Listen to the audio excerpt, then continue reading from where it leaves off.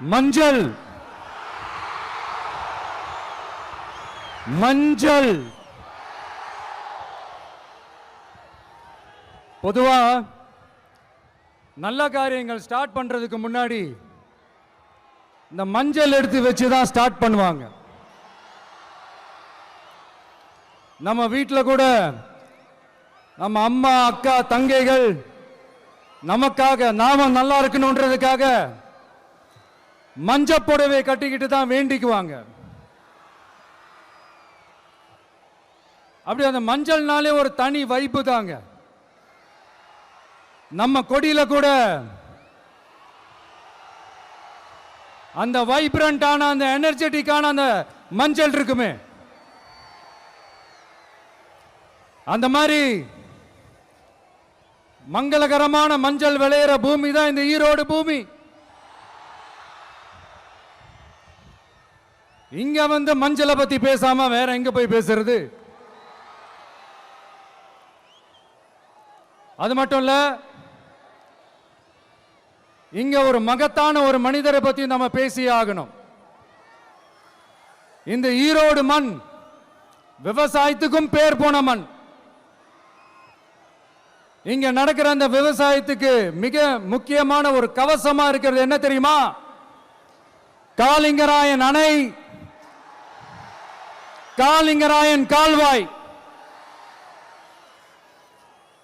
காலிங்கராயன் அணை கட்டினதுலையும் கால்வாய் வெட்டினதுலையும் உயிரான உணர்வு பூர்வமான நிறைய விஷயங்கள் இருக்குது. அப்படி அந்த ப்ராசஸ்ல அவர் அந்த அணை கட்டும் போதும் கால்வாய் வெட்டும் போதும் ரொம்ப சோர்வடைஞ்சிட்டாராம். அப்ப அவங்க அம்மா அதை பார்த்துட்டு சொன்னாங்களாம், மகனே காளிங்கா, தயிர் வித்த காசு தாழ்வாரம் வரைக்கும் இருக்குது, மோர் வித்த காசு முகுட வரைக்கும் இருக்குது, அதை எடுத்துக்கிட்டு போய் அணைய கட்டியா கால்வாய வெட்டியான்னு சொல்லி தைரியம் கொடுத்தாங்களாம். பெத்த அம்மா கொடுக்கிற அந்த தைரியம் இருக்கு பாருங்க, அதை தாண்டி வேற எதுவுமே கிடையாதுங்க. ஒரு மனுஷனால எதையும் சாதிச்சு காட்ட முடியும். அப்படி ஒரு தைரியத்தை தான் இப்ப நீங்க என்னுடைய அம்மா அக்கா தங்கைகள் நண்பா நண்பிகள் தோழர்கள் எல்லாரும் எனக்கு கொடுத்திருக்கிறீங்க. அதே தைரியத்தை, அதே துணையா என் கூட நிக்கிறீங்க. இதை எப்படி நம்ம பிரிச்சு விடலாம்? இதை எப்படி நம்ம கெடுக்கலாம்? என்னெல்லாம் அவதூறுகள் நம்ம விஜய் மேல சொல்லி மக்களை நம்ப வைக்கலாம்? என்னெல்லாம் சூழ்ச்சிகள் நம்ம விஜய் மேல பண்ணி மக்களை நம்ப வைக்கலாம்? இப்படி சூழ்ச்சிகளை மட்டுமே நம்பி பொழப்ப நடத்துற சில சூழ்ச்சிக்கார கூட்டங்கள் இதை தொடர்ந்து செஞ்சுக்கிட்டு தான் இருக்கு. ஆனா அவங்களுக்கு தெரியாது, இது இன்னைக்கு நேத்து வந்த உறவு இல்ல. கிட்டத்தட்ட 30-33 வருஷத்துக்கு மேல இருக்கிற உறவு. ஏன் நான் சினிமாவுக்கு வந்தப்போ எனக்கு வயசு 10, அப்பல இருந்தே இந்த உறவு ஸ்டார்ட் ஆகி போயிட்டு இருக்குன்னு அவங்களுக்கு தெரியாம போச்சு. அதனால என்ன பண்ணாலும், நீங்க என்ன ட்ரை பண்ணாலும், எல்லாத்தையும் விட்டுட்டு மக்களுக்காக வந்திருக்கிற இந்த விஜய மக்கள் ஒரு நாளும் கைவிட மாட்டாங்க. மக்கள் கூடவே நிக்கிறாங்க, கூடவே நிப்பாங்கன்னு அவங்களுக்கு தெரியாம போச்சு. என்னப்பா நிப்பீங்கல்ல? உங்களை நம்பிதாப்பா வந்திருக்கிறேன். அதான் இந்த சத்தம் தாங்க வாழ்நாள் பூரா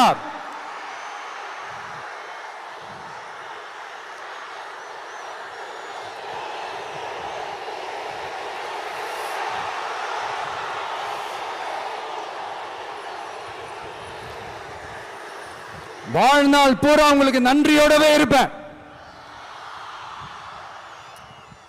இப்போ நம்ம காளிங்கராயன் அவர்கள் அணையை கட்டுறதுக்காக பவானிக்கு போய் பார்க்கும்போது ஒரு இடத்துல ஒரு பாம்பு வந்து உட்கார்ந்துச்சான், படுத்துச்சான். அது படுத்த இடத்துல தான் அவர் அணையை கட்ட ஸ்டார்ட் பண்ணாராம். அப்புறம் அந்த பாம்பு வளைஞ்சி நெளிஞ்சி போற இடத்துலலாம் கால்வாயை வெட்டினார்னு சொல்லி சில வாய்மொழி கதைகள்லாம் சொன்னாங்க. தண்ணியை சேமிச்சு வச்சு குடிக்கிறதுக்கும் விவசாயத்துக்கும். தம்பி கீழே இறங்கு, தம்பி கீழே இறங்குப்பா, ப்ளீஸ் கீழே இறங்குப்பா.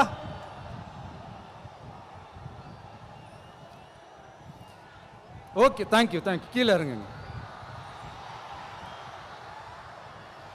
கீழே இறங்குப்பா. நீ இறங்கினாதான் முத்தம் கொடுப்பேன்.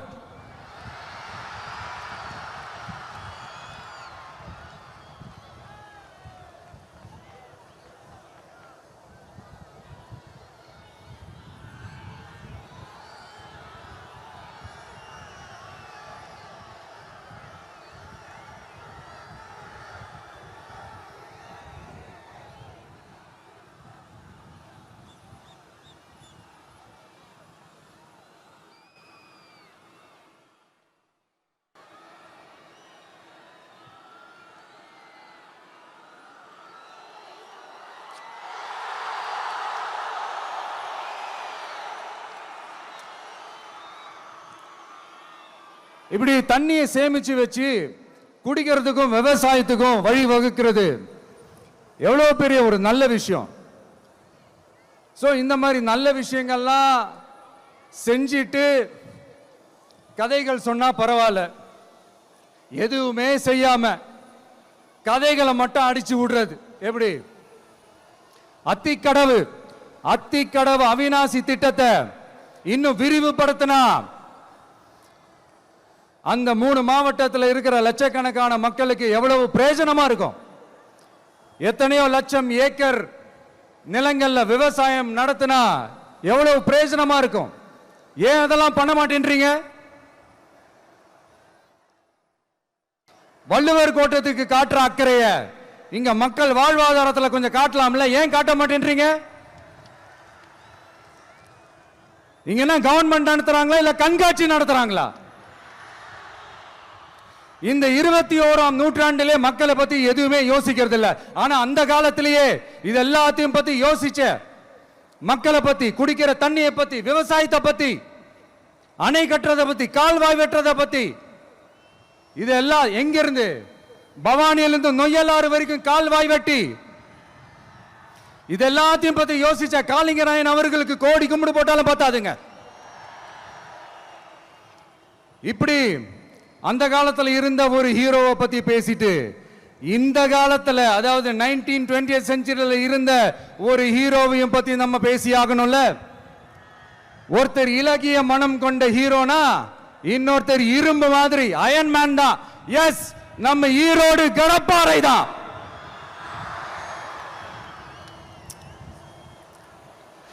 ஒட்டுமொத்த தமிழ்நாட்டையே திருப்பி போட்ட சீர்திருத்த நெம்புகோல். ஈரோடு மாவட்டத்தில் பிறந்த அவர்தான் இந்தியாவுக்கே இடஒதுக்கீடு சம்பந்தமான அரசியல் சட்டத்தை திருத்தறதுக்காக போராட்டம் நடத்தினவர் யாரு? நம்ம தந்தை பெரியாரு. 100 வருஷத்துக்கு முன்னாடியே வகுப்பு வாரி பிரதிநிதித்துவம் வேணும்னு கேட்டவர். அன்னைக்கும் சரி இன்னைக்கும் சரி ஒரு ஆச்சரியத்தோட பார்க்கக்கூடிய ஒரு மனிதர், நம்மளுடைய கொள்கை தலைவர். அப்ப அண்ணாவும் எம்ஜிஆரும் யாரு? பெரியார் அவர்கள் கிட்ட இருந்து எங்களுக்கு தேவையான கொள்கைகளை எடுத்துக்கிட்டோம். அவரை ஃபாலோ பண்ற, அவரை வழிகாட்டி ஏத்துக்கிட்ட அண்ணா அவர்கள் கிட்ட இருந்தோம், எம்ஜிஆர் அவர்கள் கிட்ட இருந்தோம் தேர்தல் அணுகுமுறையை எடுத்துக்கிட்டோம். அண்ணாவும் எம்ஜிஆரும் தமிழ்நாட்டோட சொத்து. அவங்கள பயன்படுத்துறத பத்தி யாரும் இங்க கம்ப்ளைண்ட்லாம் பண்ண முடியாது. அண்ணா எங்களோடது, எம்ஜிஆர் எங்களோடது, நீங்களா எடுத்துக்க கூடாது அப்படிலாம் யாரும் இங்க அழுதுட்டு இருக்க முடியாது, சொல்லிவிட்டேன். அதனால நாங்க ஒரு வழியில அரசியல் செஞ்சுக்கிட்டு போயிட்டு இருக்கிறோம். உங்களுக்கு தான் டிவிக்கு ஒரு பொருட்டே இல்லைல்ல, அப்புறம் ஏன் கதறீங்க? அப்புறம் ஆளாளுக்கு அங்க போயிட்டு இங்க போயிட்டு புலம்பி தள்ளிக்கிட்டு இருக்கிறீங்க.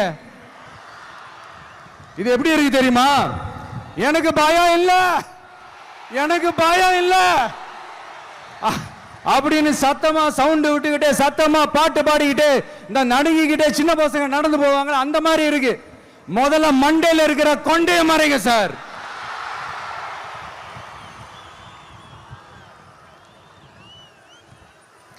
சும்மா மாறு வேஷத்துல மறு வச்சுக்கிட்டு மீடியா ஆளு ரேடியோ ஆளுன்னு இவங்க ஆளுங்களே மாத்தி மாத்தி அனுப்பிக்கிட்டு இதெல்லாம் என்ன மக்களுக்கு தெரியாதுன்னு நினைச்சிட்டு இருக்கீங்களா? மக்கள் எல்லாத்தையும் உன்னிப்பா கவனிச்சிட்டு இருக்காங்க. அதனாலதான் சொல்றேன், உங்களுக்கு நீங்க கொள்ளையடிச்சு வச்சிருக்கிற காசு தான் துணை. ஆனா எனக்கு என் மேல எல்லையில்லா பாசம் வச்சிருக்கிற இந்த மாசு தான் துணை.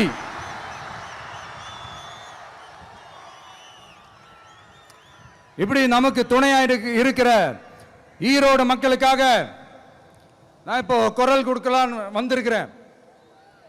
சரி, இப்ப விஷயத்துக்கு வருவோம்.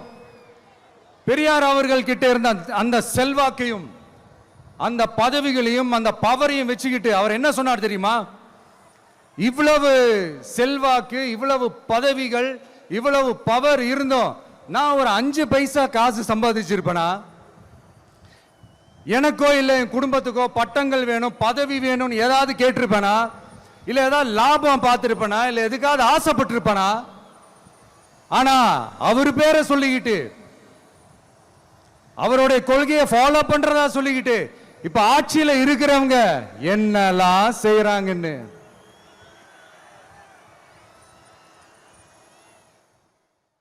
அதனாலதான் சொல்றோம், பெரியார் பேரை சொல்லிக்கிட்டு தயவு செஞ்சு கொள்ளையடிக்காதீங்கயா, தயவு செஞ்சு கொள்ளையடிக்காதீங்க. அவரு பேரை சொல்லிக்கிட்டு பெரியார் பேரை சொல்லி கொள்ளையடிக்கிற இவங்க தான் நம்மளுடைய அரசியல் எதிரி.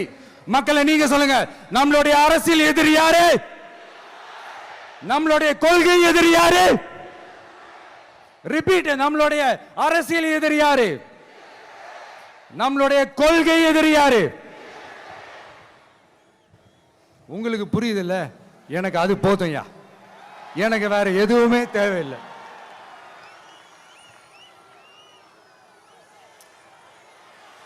அதனாலதான்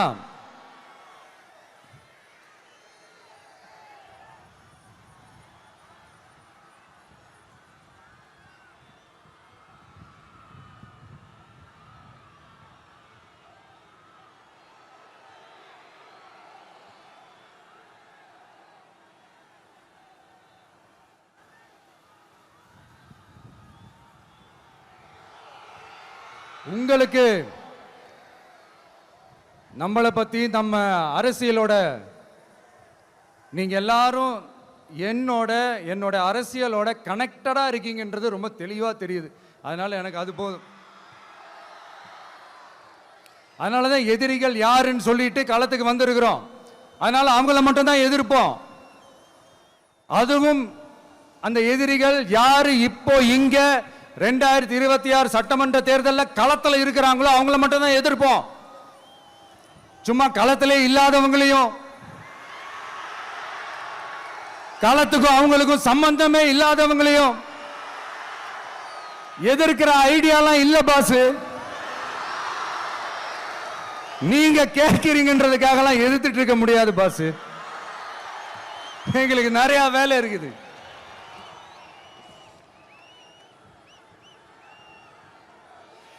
எத்தனை எத்தனை பொய்யான வாக்குறுதிகள்.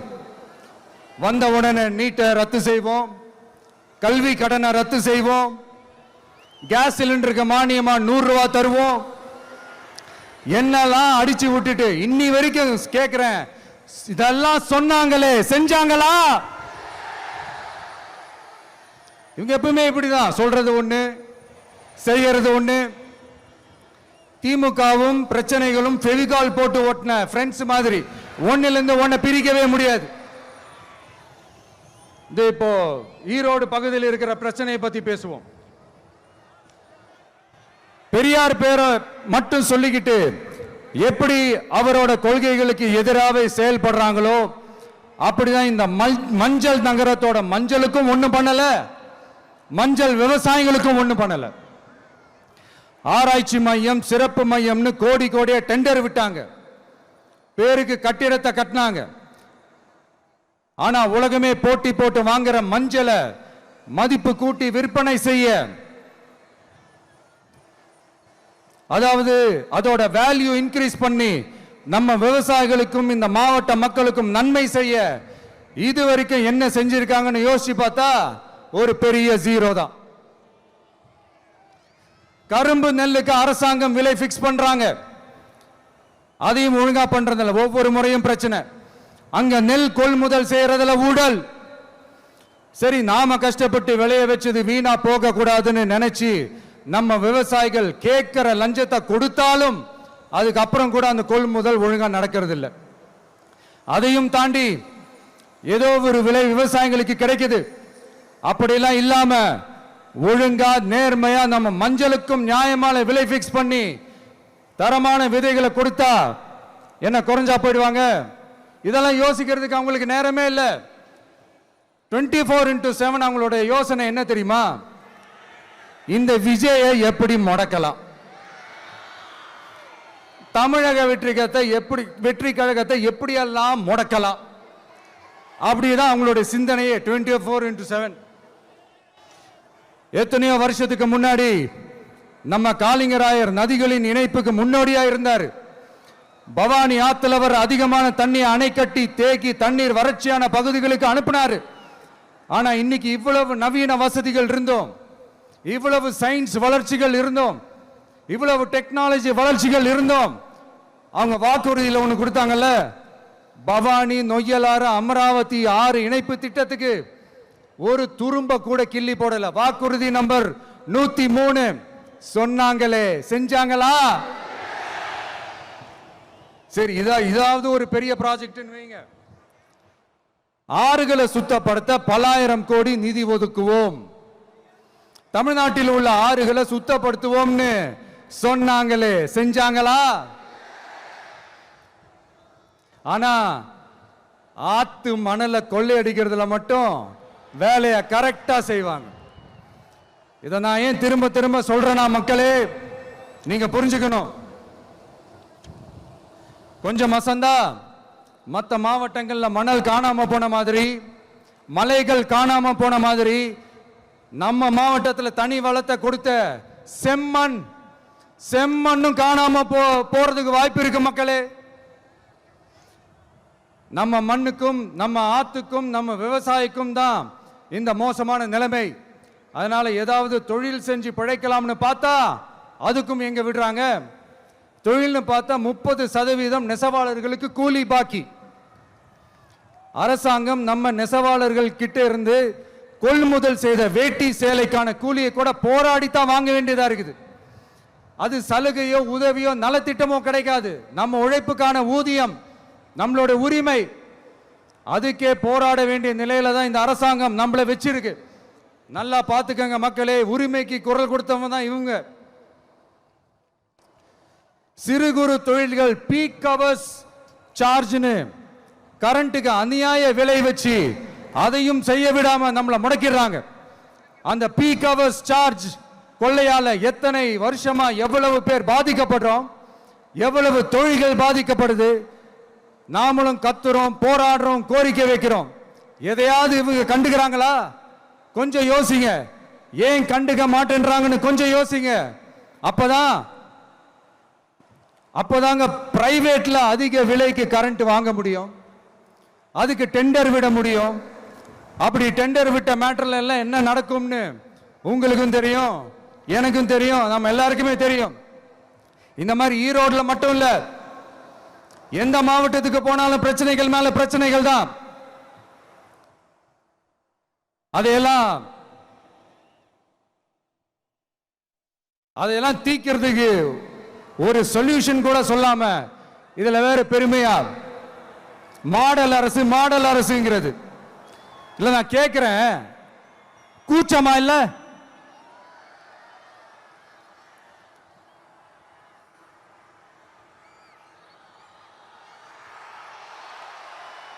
இதெல்லாம் கேட்டா அப்படியே நம்ம பக்கம் யூட்டர்ன் அடிச்சு வந்துருவாங்க.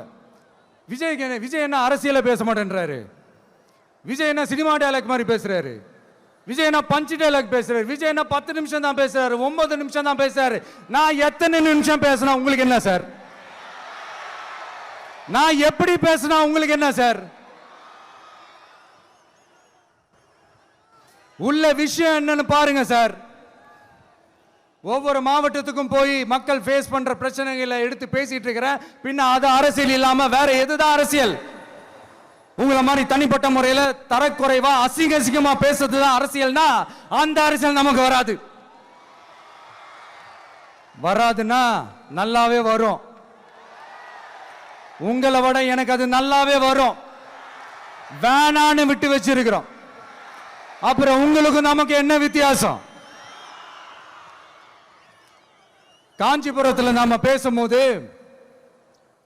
இந்த மாதிரி உங்களால் அமைக்கப்பட போற ஆட்சியில நம்ம ஆட்சிக்கு வந்த உடனே என்னெல்லாம் செய்ய போறோம்ன்றது சிலது சொன்னோம். அதையெல்லாம் தப்பா புரிஞ்சுக்கிட்டு இப்போ சொல்றேன், விளக்கமா சொல்றேன்.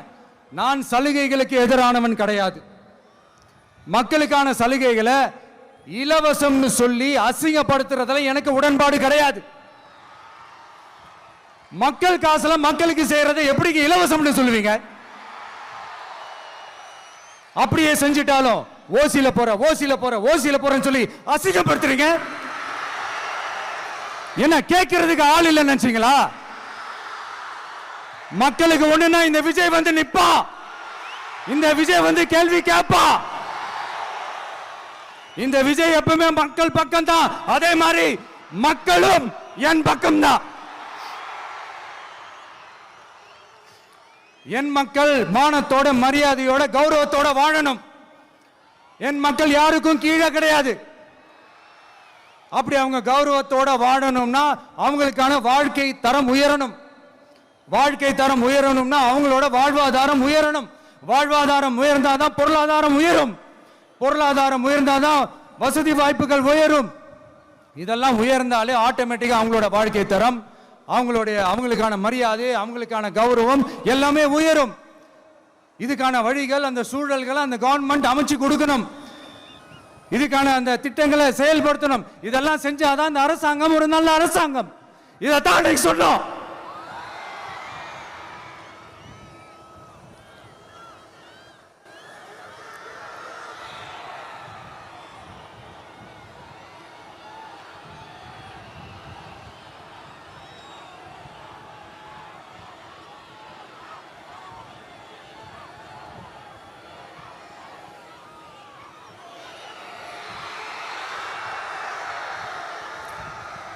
இதைத்தான் இன்னைக்கு சொன்னோம். உடனே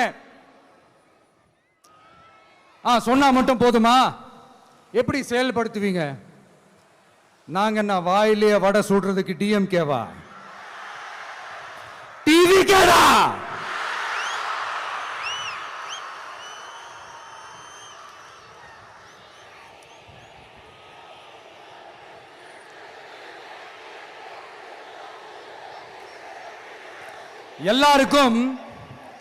எல்லாருக்கும் நிரந்தரமான ஒரு வீடு இருக்கணும்னு சொன்னோம். உடனே எங்க ஆட்சியிலே நாங்க எல்லாரும் வீடு கட்டி கொடுத்துட்டோமே அப்படிங்கிறது இல்ல. நான் கேட்கிறேன், இங்க உங்களை தான் கேட்கிறேன், இங்க வாடகைக்கு இருக்கிறவங்களே இங்க யாரும் இல்லையா? எல்லாருக்கும் சொந்தமா வீடு கட்டி கொடுத்துட்டாங்களா? அடுத்து வீட்டில் இருக்கிற ஒவ்வொருத்தரும் மினிமம் டிகிரி படிச்சிருக்கணும் அப்படின்னு சொன்னோம். உடனே எங்க ஆட்சியிலே எல்லாரும் டிகிரி படிச்சு முடிச்சிட்டாங்களே அப்படிங்கிற மாதிரி சொல்றது அது உண்மைனா? ஸ்கூல் லெவல்லையே டிராப் அவுட்ஸ் அதிகமானது யாரோட ஆட்சியிலங்க?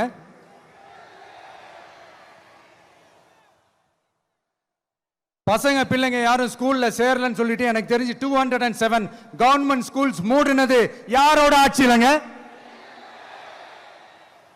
இதுல கல்வியில் சிறந்த தமிழ்நாடுன்னு டிராமா வேற.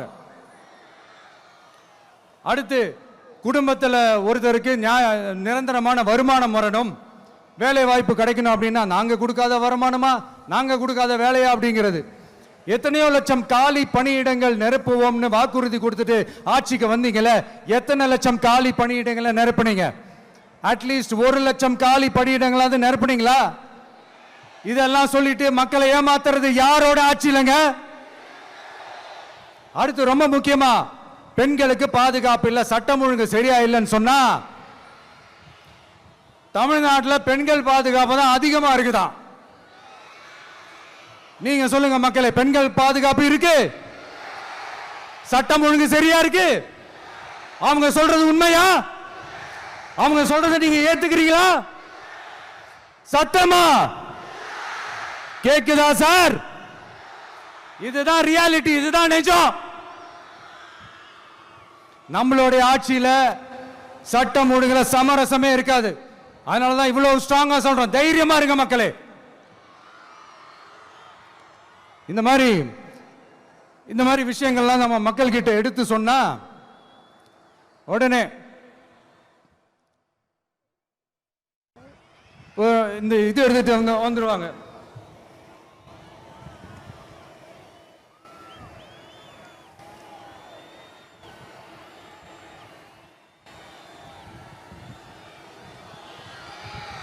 இந்த மாதிரி இதெல்லாம் என்னென்ன செய்ய போறோன்றது சிலதெல்லாம் காஞ்சிபுரத்தில் சொன்ன மாதிரி சொன்னா எல்லாத்தையும் தப்பா திருச்சி பேசிக்கிட்டு அவதூறு பரப்பிக்கிட்டு.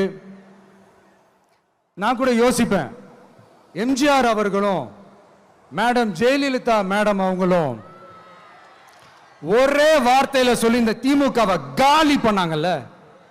நான் கூட யோசிப்பேன், ஏன் இவ்வளவு ஹார்ஷா பேசுறாங்க, ஏன் இவ்வளவு ஹார்ஷா அவங்கள திட்டுறாங்கன்னு யோசிச்சது உண்டு. இப்பதானே புரியுது. அவங்க ரெண்டு பேரும் சொன்னதை இப்ப நானும் ரிப்பீட் பண்றேன். திமுக ஒரு தீய சக்தி, திமுக ஒரு தீய சக்தி, திமுக ஒரு தீய சக்தி, திமுக ஒரு தீய சக்தி, தீய சக்தி, தீய சக்தி, தீய சக்தி. என் நெஞ்சில் குடியிருக்கும் ஈரோடு மக்களே,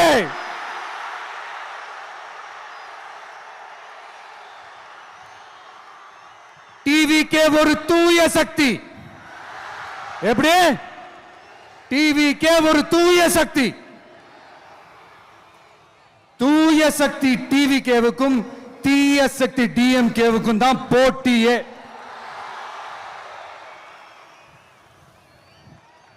என்ன முடக்கலாம்னு நினைக்கிறீங்க, ஆனா இந்த சத்தத்தை ஒரு நாள் உங்களால முடக்க முடியாது.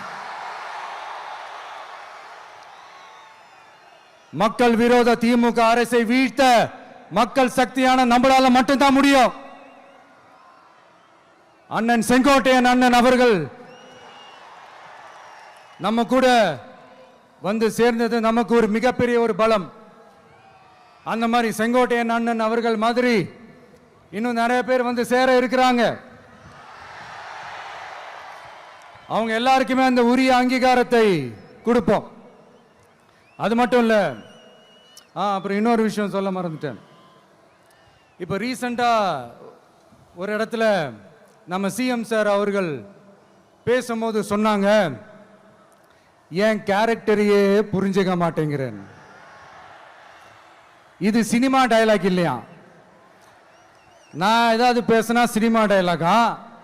சார் பேசினா அது சினிமா டயலாக் இல்லையா? சிலப்பதிகாரத்திலிருந்து எடுத்ததா அந்த லைன். என் கேரக்டரையே புரிஞ்சுக்க மாட்டேன்றது.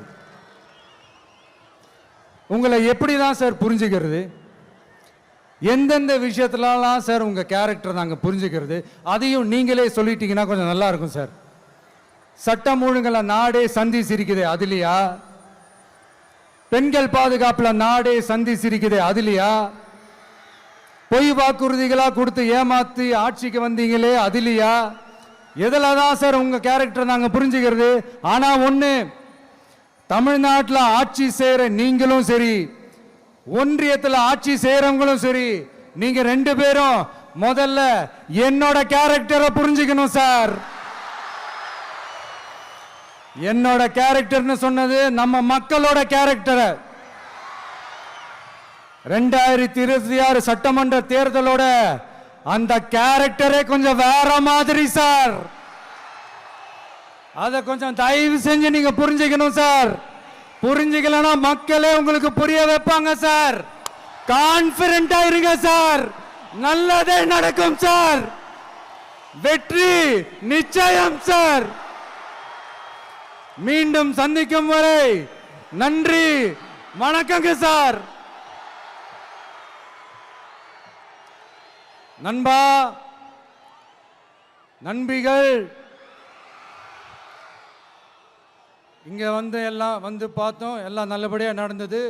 சேஃபா வந்துட்டு சேஃபா வீட்டுக்கு போயிடுங்க.